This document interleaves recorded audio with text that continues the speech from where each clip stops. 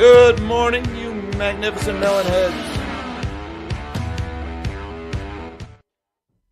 I hope you are well. Hi, Mom. Hi, Dad. I love you guys. Big day, big week of earnings ahead. Not a lot happening in the world right now at the moment. Everybody seems to be just kind of holding their breath to see what the earnings give us later today. Coming up this afternoon, we have got Google and we have got Microsoft. I'm sorry, Alphabet. I hate saying Alphabet. Terrible, terrible rebrand. But I digress. We've got Alphabet and Microsoft. We've also got companies like Visa, Texas Instruments, all reporting after the bell today. So there's, a couple $1 trillion in market cap right there. Tomorrow we've got Facebook or Meta, speaking of lousy rebrands, and we've got Boeing. After that on Thursday, we've got Apple, we've got Amazon, we've got MasterCard, and then Friday, Chevron and ExxonMobil, the big oil majors reporting. So we've just got trillions upon trillions of market cap reporting earnings this week. It's going to be a big week for really just snapshots into the economy and how these pockets of the economy are doing. And then Thursday, we've got our first initial whatever you want to call it, forecast of third quarter GDP for the U.S. Right now, the Atlanta Fed is predicting 2.9% economic growth. Okay, Atlanta Fed, if you say so. Does this feel like an economic expansion to you? Anybody out there? Do you feel like you're expanding? I don't really feel very expansionary right now, but that's what the Atlanta Fed's GDP Now tool says. I don't know what goes into their math or how they calculate it, but they're saying 2.9% economic growth. And hey, we live in an age where we can just change the definition of anything we want arbitrarily to suit our political wills at any given time. So sure, let's call it an expansion while we're at it. So we've got that coming up. And also pay attention to what's happening in China right now, folks. The Chinese Communist Party's big Congress event was this past weekend, and we're going to talk about that because, Xi Jinping just absolutely grabbed absolute power for himself. He put all of his loyalists in charge. There was one particular clip that was really scary involving his predecessor and, stocks and all kinds of financial reactions in China to that news and what that means. Look, not a financial advisor, not financial advice, all that CYMA stuff. Do your own research and your own D. Arrive at a decision right for you based on your unique situation. But this guy right here, I am not touching anything Chinese with a 10-foot pole when it comes to my money. Not after what I am seeing. Well, let's be honest. In my opinion, China has been uninvestable since the Evergrande crisis started. And that was a long time ago, more than a year ago now. But even more so after seeing what I saw from Xi Jinping over the weekend. And I have got to see, Mike, you outed me. Mike Bender from Robin RC Models. Thank you very much, Mike, for the support of the channel. He says Jack is now a full-time YouTuber. Congrats. How does it feel to be your own boss? Well, I tell you, my boss right now is the biggest a-hole I have ever worked for in my entire life, Mike. If you want to have a terrible boss, folks, work for yourself. That's all I can tell you. I am putting in longer hours, longer days than I have ever put in my life, or at least since I was in my 20s when I was working on a fishing boat. Those were ungodly hours that I put in back then. But yes, I have gone out on my own. Thank you very much, Mike, for the support of the channel, as always. And again, being your own boss, well, it's not all it's cracked up to be, but I like it. Hey, it's freedom. It's freedom, right? I answer to nobody but you melonheads. And, I answer to the people I choose to answer to. Let's put it that way. And it's a very liberating feeling at the same time. It's, it's a little stressful. It's a little risky. But, hey, these are uncertain times. Nothing is guaranteed right now. So, and there's risk anywhere you look. All right. So thanks again, Mike. Appreciate the support of the channel, brother, as always. Let's shrink my big melon of a head while we're here and see what is going on in markets right now. We were negative pre-market right now. It looks like the S&P is just a couple of points in positive territory, or 0.06%. Dow is slightly negative, down 59 points, or 0.18. And the NASDAQ is up 42 points, or 0.37. Again, not a big move going on right now, but still a move. Commodities, let's see what we have going on in commodities. Looks like a mixed bag today. Gold at 16.53, down about 30 cents. Barely any movement there. Silver's down a little over a nickel at 1911. Keep your eye on those silver inventories, folks. We lost 2 million ounces in the registered category yesterday, now down to 36 million ounces in the COMEX registered on silver. You know what? The price isn't moving and the inventory keeps getting lower and lower and lower. Something's got to give. All right. Either the inventory and the supply situation has to change or the prices has to change. One or the other. We're going to be talking a little bit about that in the coming days. I've got David Morgan coming on the channel later today. We're going to talk to him about what's going on in the silver space, so keep an eye on that one. Let's see what else is going on. Copper at 339, down a couple of cents. Platinum and palladium are down also. Crude oil at 84.88. That's West Texas Intermediate, up about 30 cents or 0.35%. So really, we're kind of all over the place on the commodities board right now. Not a whole lot of movement. And of course, the U.S. dollar is currently at 111.70. That's the Dixie, the DXY, which measures the strength of the dollar against other global currencies. I realize the dollar is losing its value against stuff, but the dollar right now is very strong against other parts of the world. We've seen a lot of movement in the last couple of days out of Japan. The Bank of Japan has been dumping a lot of U.S. treasuries and U.S. dollars in favor of propping up the value of their own yen, which has been in just free fall all year long because of their, I don't know if you want to say insane or crazy or misguided, choose your own words to describe this, but their policy of yield curve control, where basically now the Bank of Japan just owns all the 10-year Japanese government bonds. They just bought them all. They own everything. There is no market for 10-year Japanese government bonds anymore. So because of that, the yen is losing its value because they're printing yen to buy their bonds to maintain the yield exactly where they want the yield to be. And so that's sending their currency down. So when your intervention in markets is creating a problem over here, what's the natural inclination of central bankers? Well, to intervene elsewhere to try to play whack-a-mole. So they're selling their U.S. treasuries, and they have $1.3 trillion of U.S. treasuries to sell their treasuries to get dollars, and then they dump those dollars in Forex markets to buy yen. That sends the dollar lower, sends the yen higher. So that's what they've been trying to do to keep the U.S. dollar down against the yen, to keep their yen higher. Really, if they don't change their yield curve control policy, it's not going to work. It's a Band-Aid solution. But, you know, I heard the phrase recently, the great intervention was used. And that's a fantastic name for what I see happening right now, because central banks around the world have just gone crazy. They have gone mad. They are trying to control everything. They're buying, selling, flipping, moving, manipulating, hiking, lowering. Every single statistic, everything is viewed through the lens of what's the central bank going to do next. Nobody really knows what anything is worth because it's all just being priced based on the expectations of what some unelected bureaucrat might do. It's not supposed to work that way. So the great intervention, whoever came up with that, I can't remember the name. I saw it on Twitter, but that is a fantastic term for what we're seeing right now. It's the great intervention. And I have got to send a shout out to my friend Austin Engelbert. Thank you, Austin, for your support of the channel, sir. He says again, congrats, Jack, on your new endeavors. Looking forward to silver breaking out. You and me both, Austin. I am very much looking forward to silver breaking out. I've been waiting for that for a couple of years. Keep in mind, this channel was born out of the Silver Squeeze movement, right? My first video was just a random rant on Reddit in the Wall Street Silver group. I just grabbed my phone and went down to my basement and started shouting into the ether. Not for a second thinking anybody cared what I had to say, but I got a big mouth, so sue me. And I threw it out there, and it was well received. So I started making a few more videos, and I've always been a fan of precious metals, and the Silver Squeeze. Let's talk about the Silver Squeeze for a minute. The Silver Squeeze 1, I'll call it, the first Silver Squeeze, was all about a sudden surge of demand. Right now, it kind of fizzled out, or at least the initial wave fizzled out, because they were able to use a lot of paper manipulations and changes to the prospectus and the SLV, changes to margin requirements. They called in their allies in the media, dumping paper contracts, all these things they did to try to suppress that initial momentum on the demand side, that paper demand.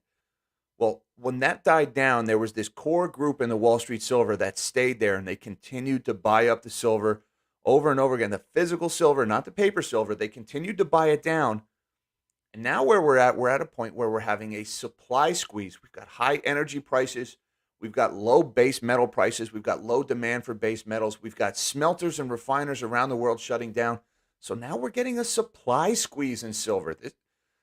Where silver squeeze one was a demand squeeze, right? All this paper demand. Now the supply is drying up. There's just not enough physical metal entering the market. And we're seeing these inventories creep down, a death of a thousand cuts. And I can't tell you when it's going to break. If you would have asked me a year ago, I would have told you it would have broken already. But the ground is getting closer, man. 36 million ounces. That's down from 149 million ounces when they started the silver squeeze. So they're just running out of metal. And I don't know where they're going to get more. But thank you very much, Austin. I appreciate the support of the channel very much, sir. And thank you to Prepper's Intelligence. Says, good morning, Jack. The whales need to finish feeding first. Not crazy to speculate that the insiders are filling the coffers with assets to preserve the wealth before they all let it go down. Not crazy to No, that is not crazy to say that they are filling their coffers with assets to preserve. To be honest with you, I think right now it seems like a lot of the whales are kind of filling their coffers with cash. And they're filling their coffers with cash while the FOMO bros and the dip buyers pile in to finance their exits from those positions. And then the whales, after the crash, the whales will come in and buy up all the assets on the cheap. That's something I plan to be among them when that happens because, that's why I remain mostly in cash. I do have a couple of trades that I'm making around energy and some oil companies, and I own my miners, and I make regular purchases of physical precious metals and Bitcoin, right? All those things I do on the regular, but mostly I'm sitting in cash right now because look across the board, almost every asset is going to be cheaper in a few months. Almost all of them, stocks, bonds. My God, the 60/40 portfolio has just been absolutely crushed this year. As these interest rates have been rising, right? That's bond prices going down. So all these historically safe investments have just been absolutely clobbered. I mean, this has probably been the worst year. Maybe 2008 was worse, but 2022 is not over. But for the 60/40 portfolio, not just the bonds, the stocks, everything is down. Almost every asset class across the board is down, except for real estate. Real estate is stubbornly high still, although the growth in real estate prices has stopped. And, the consensus seems to be housing is in for a pretty violent correction, although there are isolated pockets out there who say, no, housing is not going to correct this time around. I'm not among them, but those folks are out there. But thank you very much, Prepper Intelligence. Appreciate the support of the channel and the super chat very much. And, all right, let's move on a little bit. So we have got a lot of earnings on deck this week. We've got Microsoft, and we've got Google, aka Alphabet. To be honest with you, it's kind of hard to forecast what those might do. Microsoft obviously gets most of its earning from its cloud computing segment, so I'm not looking too much into that. I'm much more interested about Visa's earnings today and what Visa comes out with, because the American consumer is putting life on the credit card right now, and I want to see what Visa is saying about that. I want to see what they say about the health of the U.S. consumer. Now, to be honest with you, I've seen a lot of articles in recent weeks talking about the health of the U.S. consumer as if, hey, their spending is still so robust and that's a sign the economy is strong. I don't view it that way, all right? I view this pattern of American consumers putting life on the credit card as the crisis on the horizon getting worse. Sorry, I keep hitting my microphone boom here with my hands. The more we put on the cards, keep in mind, credit cards, that's adjustable rate debt. When the Fed comes in and hikes and they raise interest rates, the rates on your credit card go up. So Americans right now, the average American consumer is not making any adjustments to their standard of living, even though the cost of that standard of living has risen almost 20% this year. So what are they doing? They're putting all that on the credit card, and the cost of carrying that debt is rising. Their earnings are barely budging 4 or 5%. The cost to carry that debt is rising. The principal on that debt is rising, right? And that trend is not slowing right now. For some reason, people remain stubbornly, like, whether they don't want to look poor in front of their neighbors or whatever reason, I don't know what it is. People are refusing to make any changes. And look, when life gets more expensive, you need to adapt, folks. You can tell yourself when you're window shopping, oh, I deserve this. I work hard. I should be able to have it. That doesn't change the math. All right. It's more expensive now. You need to make adjustments. And the people who are refusing to make adjustments, economically speaking, they're going to go down in flames. They are going to get absolutely wiped out because they're going to wake up one day. Their credit card balance is ballooned to this unbelievably high number. The interest payments, the minimum payments on that debt will be more than they can afford, and they're going to end up filing for bankruptcy. And the longer this trend goes on, the longer people continue to spend and put life on the credit card, the worse the fallout from this is going to be. So when I look at Visa's earnings today, if I see a really good number from Visa, that tells me it's a really bad sign for the economy a few months from now when the bill for all that comes due. All right, so that's one of the things I'm watching about. Don't fall for these articles that say the American consumer is confident and strong and they're still spending, and that's great. No, American consumers need to stop spending. Everybody in America needs to stop spending. Everybody in the world needs to stop spending. We need to stop spending on war. We need to stop spending on new entitlement programs. We need to stop all this stupid unicorns and rainbows spending packages. We need, as a civilization, as a society, to start living within our means. And that's why I always say live small, dream big on this channel. Live small is a vital component of that, folks. Living within your means is so important. And, okay, I'm going to get off my soapbox now. So I'm really interested in what comes out of Visa later today. Let's leave it at that. All right, let's bring this one up. I want to talk a little bit about what I see going on in China right now, because I don't know if you guys saw this. Let me make this a little bit bigger here for you guys. All right, this is a clip from the Chinese Communist Party's Congress. Now, there's no sound here, so don't worry about that. But what you're looking at here, here's Xi Jinping in the middle, and sitting next to him, that's Hu Jintao. Apologies if I mispronounced it. That's Xi Jinping's predecessor, the former prime minister. All right, now he is the head of this Chinese Youth League, or one of the rival factions within the Communist Party. And what you're about to see here right now is this guy has no idea what's happening to him. He's about to be dragged out of the Chinese Communist Party Congress. All right, now this is a former president, right? I mean, keep in mind what's happening here. Xi Jinping is very quietly sitting there. This is scripted. Nothing at an event like this happens by accident. And they're going to have some of these orderlies or goons or whatever, the goon squad from the Chinese Communist Party is going to come in and rather overtly grab this guy by the arm. They're not going to drag him out, but they're going to walk him out. I mean, the message is clear. We're going to drag you out if you don't get up and leave right now. And this is on purpose. This is Xi Jinping telling the world, I am in charge in China right now. I have absolute power in China. Nobody opposes me. I get what I want. Now, Hu Jintao, I don't want to say he was friendly to the West. He wasn't like a pro-America Chinese president or anything like that. But he was very much a softly spoken leader, right? There was a lot of economic growth in China. There was a lot of military growth in China. But China wasn't outwardly, openly belligerent to all the other countries of the world the way Xi Jinping has been very much belligerent towards the rest of the world. And here he is being just dragged right out of the Chinese Communist Party Congress in front of all the cameras. Now, this is not really being talked about in Chinese state media. This is all over Western media. So this is a message to the West. This is a message to the U.S. This is a message to Taiwan. Those days are over. It's now the era of Emperor Xi Jinping. And he went on to put all of his party loyalists in power in China. So he is now basically emperor for life in this country. And, well, the situation in China has not gone so well, at least not in the stock market. This is in Bloomberg yesterday. Xi's power grab spurs historic market rout as foreigners flee. Stocks in the yuan extend losses on Monday as party Congress ends. Traders worry that leadership filled with Xi allies may disappoint. A sense of exasperation swept across Chinese markets as President Xi Jinping moved to stack his leadership ranks with loyalists, with stocks capping their worst day in Hong Kong since the 2008 global financial crisis, and the yuan weakening to a 14-year low. The Hang Seng China Enterprise Index, a gauge of Chinese stocks listed in Hong Kong, plunged 7.3% in its worst showing after any Communist Party Congress since the inception of the index in 1994.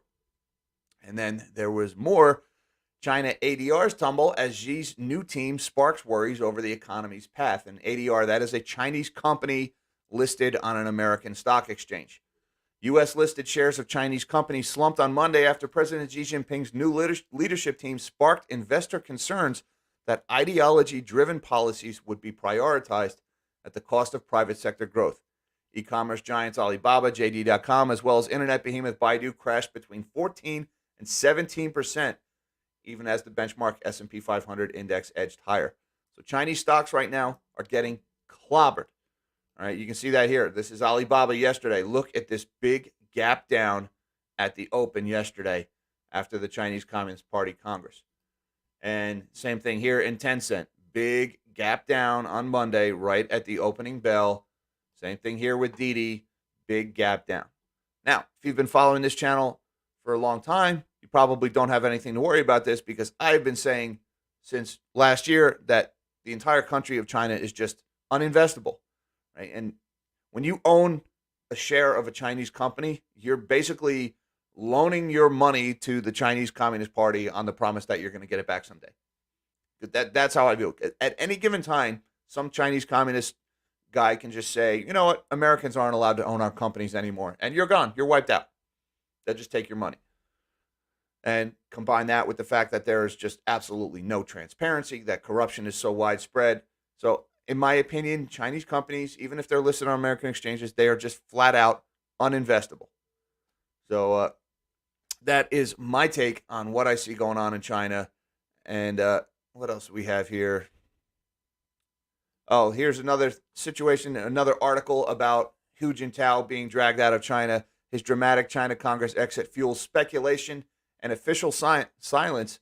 Now, this is interesting. Nobody's talking about it. In a country where events are planned to the minute detail and politics is cloaked in secrecy, former President Hu Jintao's dramatic escorted exit from the closing of the Communist Party Congress sent speculation among China watchers into overdrive. As per tradition, Hu, 79, had been seated on Saturday to the left of his successor, Xi Jinping, who was in the process of securing a third leadership term that was confirmed on Sunday. No word from Chinese state media about what the heck that was. All right. Oh, look, I see we have got my man, Mish the Mod. Mish the Late is finally in here. Let's see, Mish. We didn't have a chance to do a sound check this morning, but let's bring him into the stream. Mish, how are we doing today? I'm doing great. How you doing? I am good. Good. Thank you for joining us. And we're going to throw in a hashtag, where is Mish right now? Mish is actually in Lincoln, Nebraska. Back in Lincoln. All right. Yep. And so I do have a comment on the China guy here. Go on. So I actually read a treatment because I try to follow Chinese politics as best as you can. The fact that they let his hair go completely gray that was a signal to the Chinese people that he's gotten too old to govern. Interesting. So that he was asked to leave because he's now too old. He was retired. He was retired. I mean, that was the fact that he was retired, that was made pretty abundantly clear, right? I mean, this is not a excuse me, sir, there's a phone call for you in the lobby. I mean, he's got him by the arm here. This is a removal by force. Right. And the next part of this clip is he says something to Xi Jinping and the guy to Liu whatever guy. He says something to them. I don't know if it's in this clip or not, but as he looks like they cut it short. But yeah, he does whisper something in Xi's ear on his way out. They both nod to him. Yes. Yep. So I think that's goodbye. Very maybe publicly. A little bit of warning. History will not view this favorably. Well, China doesn't have to have it in the news because they understand culturally what happened. Yep. Because if you look at every other person, no one else is gray because they all dye their hair black. Yeah. And this is definitely scripted. I mean, this it's not being talked about in Chinese social media. It's not being talked about in Chinese press. This was staged for the West to see. Oh yeah. That's the interesting thing here. This, and everybody just sitting there quiet. This is a warning to the West, if you ask me. Yeah. And Taiwan cannot be happy to see this, right? No, Because the easy money, China money is now gone, and I've said this several times. I think he's trying to move them back behind the wall. back behind the curtain. Yep, absolutely. So, another thing to think about here, and I've been talking about this for a while. I've been saying how inflation is going to get worse here in the States. Now, I've been citing mostly energy for that, but it's not just energy because the world is de-globalizing. All right. And one of the reasons why, despite all of the money printing and all of the low interest rates that we've had for the better part of 40 years now, right? Rates have just gone down, down, down, is because we've had this trend of outsourcing and globalization for decades, where it didn't matter that the money supply was expanding so much and that interest was, debt was so cheap because we were able to take advantage of cheap labor overseas to get all of our crap made and manufactured and bring that here, right? So consumer prices haven't really gone up, even though the middle class has been destroyed. It's because that cheap Chinese and Asian labor replaced American middle class workers. That is all going to go in reverse now, all right? Because this China going back behind the curtain, as you say, Mish, that means that we are not going to have access to that cheap labor pool, to China being the factory of the world. It's got to leave China. Now, a lot of that will probably end up in Laos and Vietnam and other Asian countries, but a lot of that's going to have to come home. All right. You're going to have this movement back, the onshoring or reshoring or nearshoring, they're calling it, which is the reversal of this last 40 years of outsourcing. All those factories have to come back towards the US, if not into the US again. Well, you're going to have to operate those factories here in the States where the regulatory environment is just absolutely suffocating.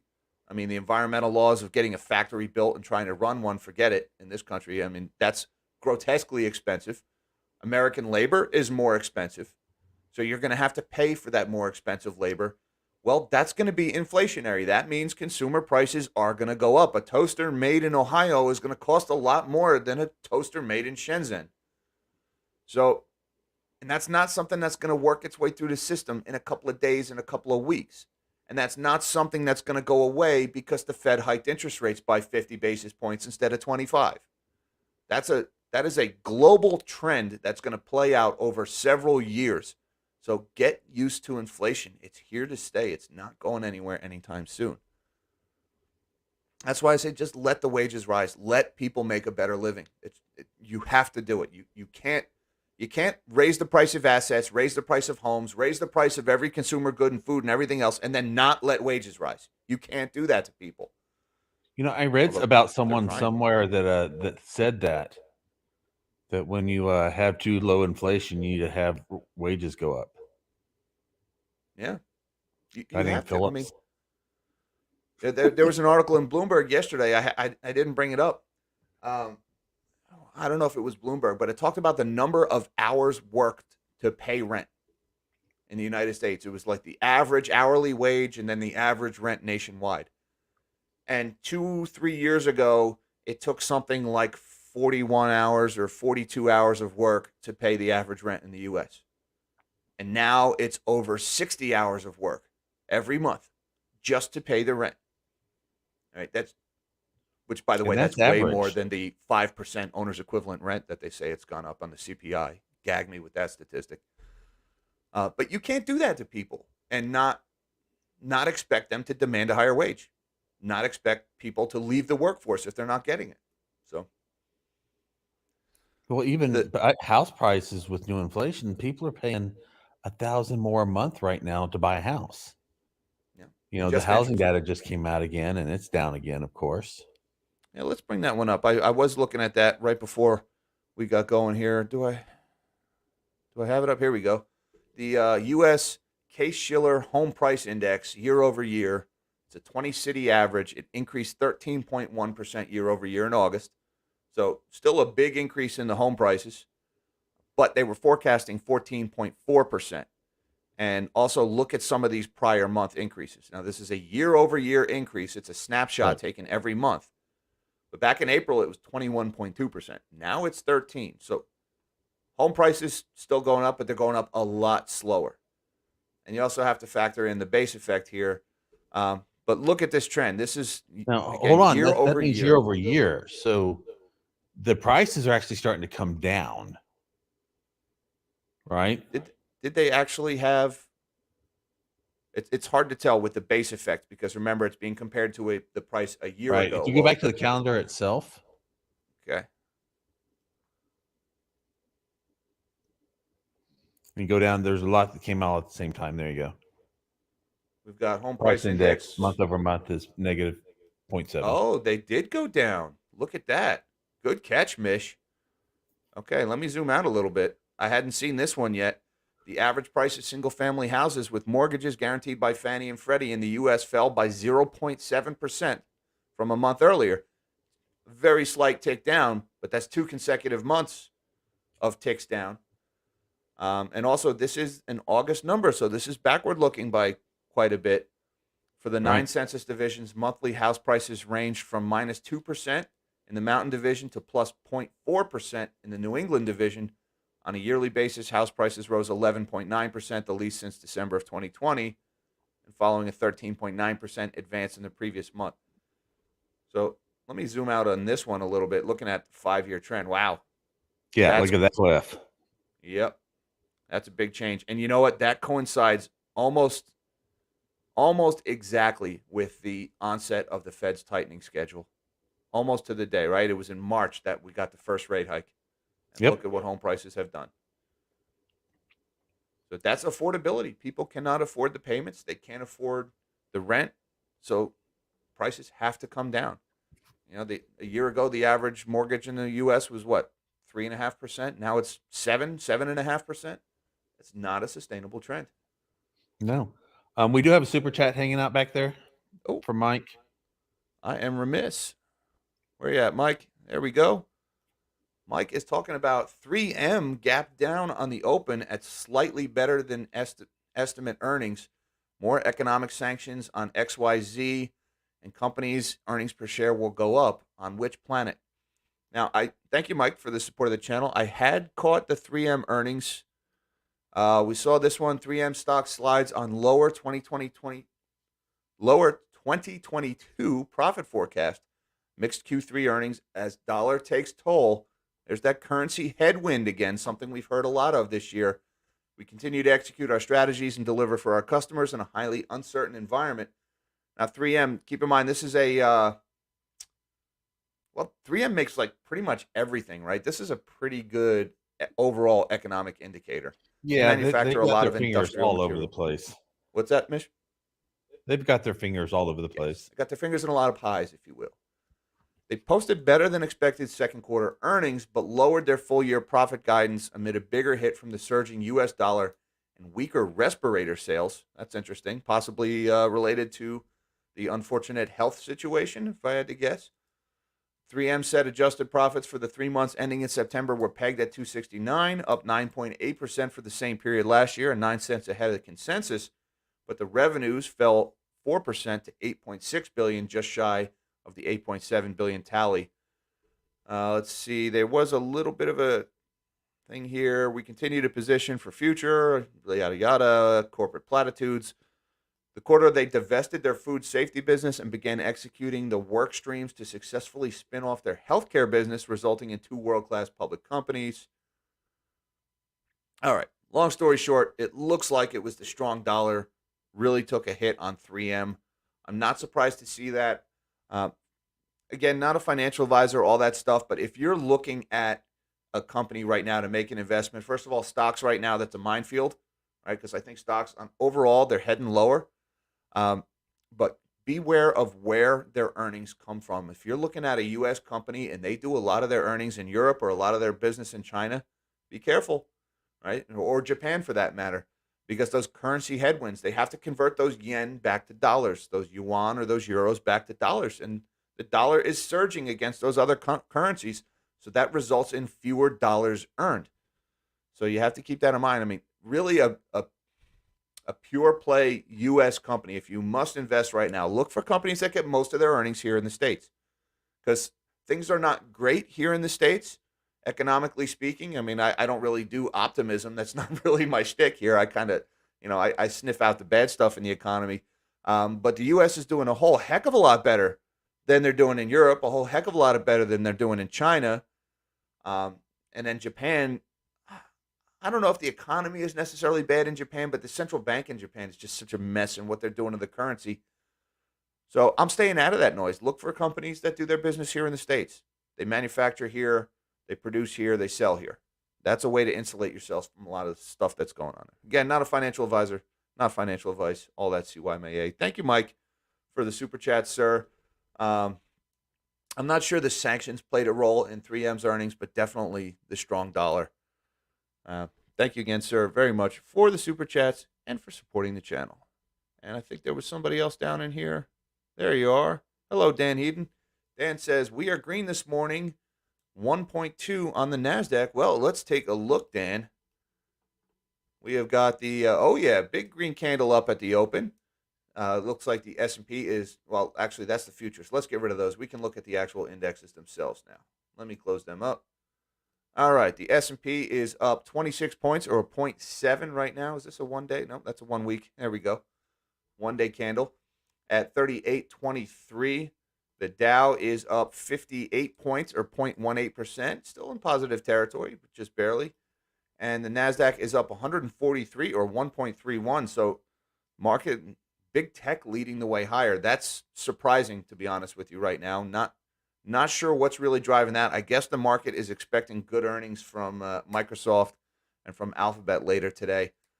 Look, folks, we got a lot on the horizon in the next couple of days. We've got a loaded week of earnings ahead of us, right? I just mentioned Facebook, Google, Visa, Texas Instruments, Microsoft, Boeing, Apple, Amazon, MasterCard, ExxonMobil, Chevron, all reporting this week. We've got GDP on Thursday, the advanced estimate of GDP. And then next week, on the 1st, we've got another OPEC meeting. Oh, boy. Oh, boy. What's OPEC going to do? Are they going to cut again? Watch oil prices. Then on the 2nd, we've got Jerome Powell, another FOMC, anticipated 75 basis point rate hike. We'll see if he gives us any clue as to the quantitative tightening schedule or the pace of the following rate hikes. And then a few days after that, the following week, we've got the election. So there's a lot that's going to happen in the next couple of days, in the next 2.5 weeks. It's going to be an interesting time.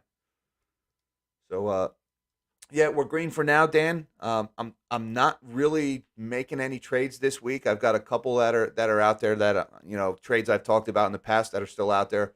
Still have some silver miners and some oil companies.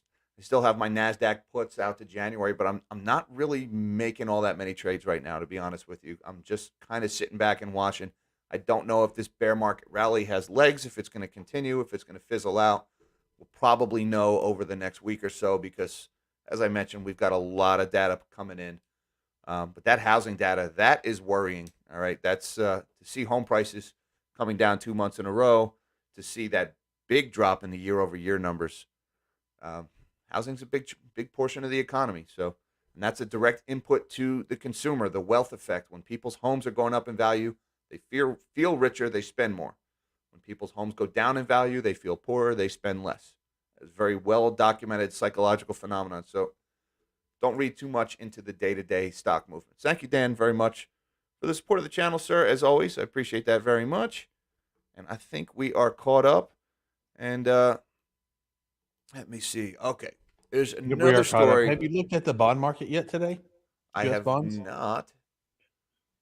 Here, let's bring up the government bonds here. So I've noticed that there's money pouring into the United States fund or bonds currently. Yep, we've got yields heading lower right now. Across the board, yields heading lower. The 10 years at 4.07, down 16 basis points. Yikes. Yeah, the Dixie's down over $1, Yikes. driven by both the BOJ buying the yen and then whatever's going on in England. So yeah. That reeks of intervention. Let's put it that way again. Another red candle down. Let's look at a 1 day on the DXY. Yeah, just at the open there, we had a little bit of a drop, a couple of basis points in the DXY at 111. I mean, look at this 1 year chart on the DXY, folks. When you talk about, excuse me, 3M's earnings, currency headwinds. You can see that plain as day here in this chart. That's their euros and their yen that they earn going down in value. Well, right now the central banks are fighting back. They're dumping dollar assets to try to prop up their currencies. If they don't change their underlying behavior, it's not going to have any lasting effect. But in the short term, it can take the dollar down. So keep an eye on that one. Are we still in the Um, channel for the Dixie? I haven't drawn that one. We're pushing that channel. Let's see. Have we broken down out of it? Give me a minute to set this one up.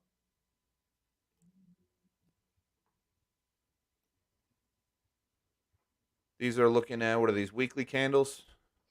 Yeah. Yeah, we're still in that channel. We're still there, barely. Okay. Yep, I'd say we've still got support down around 110, at least today, but it is a rising level of support, so that's something to keep an eye on. Yeah. And I've All right, got we got my two friend super Jose is here. chats.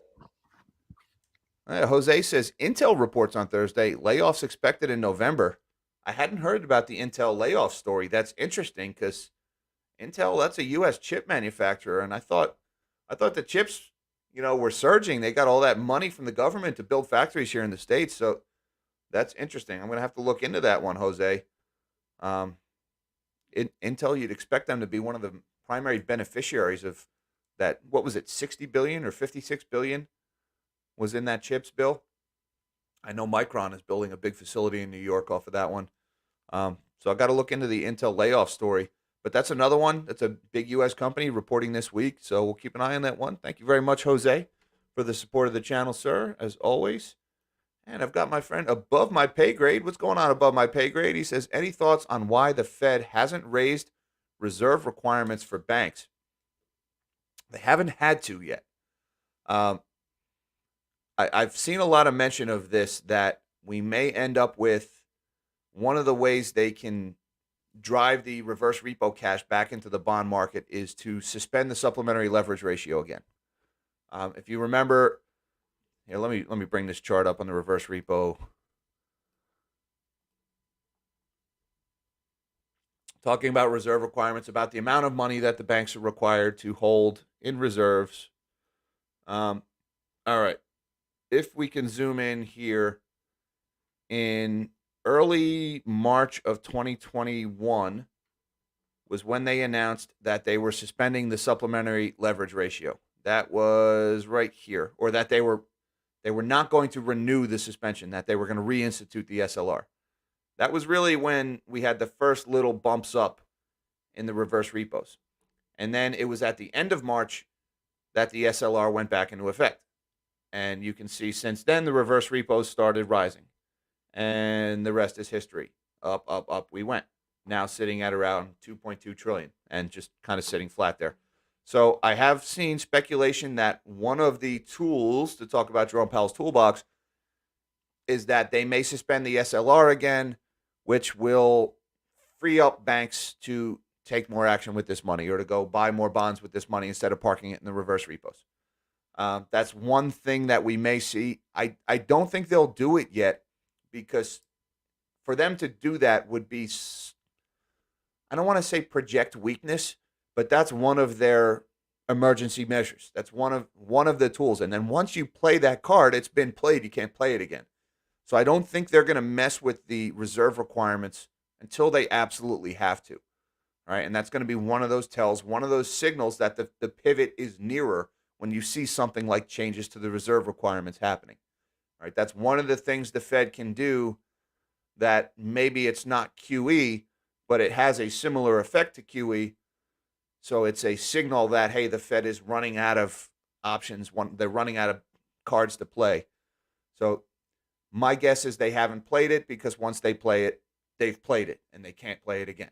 So I think they're just holding that one in reserve, if I had to guess. Again, all that cash sitting in reverse repos, that's all money that the Fed could shove back into the bond market to try to shore up liquidity. So that's still out there. Thanks a lot, very much, Above My Pay Grade, for the super chat, sir. Check out Above My Pay Grade's channel on YouTube, folks, while you're at it. And I think, are we caught up now? I think we are caught up. We are caught up. It is 10:00. I think we are about there. Again, folks, keep your eye on the silver market. This is a chart that was put out by Ditch the Deep State and the Wall Street Silver Group on Reddit. And this is showing COMEX registered silver. I know it's kind of hard to see on the screen, but 36 million ounces is the current inventory count at the COMEX right now. We lost 2 million ounces yesterday, down from 149 million in January of 2021 at the start of the silver squeeze. So, while silver prices remain stubborn in the high teens, inventory continues to drop. All right. And, I was talking about this yesterday with a buddy of mine. Silver price hasn't really moved. I mean, look at silver price since silver squeeze, right? It's traded sideways and it's come down. And yet silver supply has trended down, and now it's trending down even faster. That defies the laws of economics. When supply gets tighter, prices are supposed to rise, not go down. So something has to give, whether it's price or whether it's supply. One of these things needs to change very soon. And at the rate COMEX is bleeding metal right now, they better think of something fast, because they are on pace to reach zero in the registered category right around the end of March, beginning of April. So we will be keeping an eye on that one. Anyways, guys, it is after 10 o'clock. I think we are going to call it there. Mish, you got anything you want to add on this one? Hey, remember, since I'm in bigger population areas now, if you cite me, you get a dime. And I'd like to say sorry to Jose. I couldn't get that worked out while I was in Lockhart, but I'll be back down there in a month or so. All right. Jose almost landed that Merc. Almost, brother. Got close. All right, guys. I want to say thank you very much for your time. Thank you to my Patreon supporters, guys, for everything you do for the channel. Looking forward to talking to you guys tomorrow on our Zoom call. Look for the feed, the link in the Patreon feed later today. There is a link down in the description to this video if you feel so inclined. Thank you, Mom and Dad. Thank you, Mish the Mod, and all my other moderators for everything you guys do for the channel. And thank you guys for your super chats, your support. And until next time, live small and dream big.